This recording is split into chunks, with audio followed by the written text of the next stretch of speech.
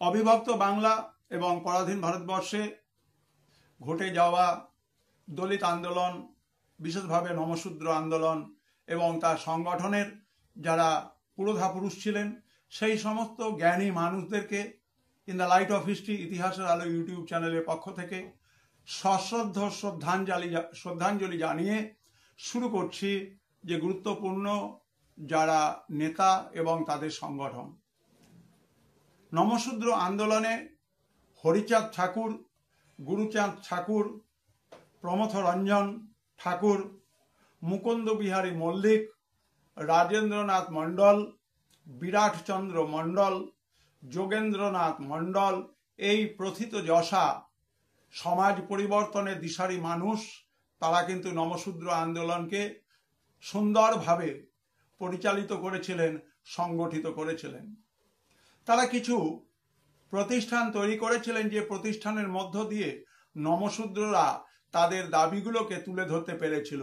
সেই সংগঠনের নাম Namasudra welfare association, all Bengal Namasudra conference 1881 সাল, বেঙ্গল নমশূদ্র অ্যাসোসিয়েশন 1912 সাল, অল বেঙ্গল নমশূদ্র সোসাইটি 1926 সাল, বেঙ্গল ডিপ্রেস ক্লাসেস অ্যাসোসিয়েশন 1926 সাল এবং all India depress classes association 1930 সাল। অত্যন্ত সংক্ষেপে দলিত আন্দোলন এবং দলিতদের অধিকার অর্জনের জন্য যে সমস্ত প্রাতিষ্ঠানিক অ্যাসোসিয়েশন বা প্রতিষ্ঠানগুলো গুরুত্বপূর্ণ ভূমিকা নিয়েছিল, সে বিষয়ে আলোচনা করা হলো। তোমাদের হয়তো পাঠ্যগ্রন্থে খুব অল্প দু একজনের নাম আছে, দু একটা সংগঠনের নাম আছে। আমি ব্যক্তিগতভাবে অধ্যয়ন করে তোমাদের হাতে সেরা উপহারটি তুলে দিচ্ছি।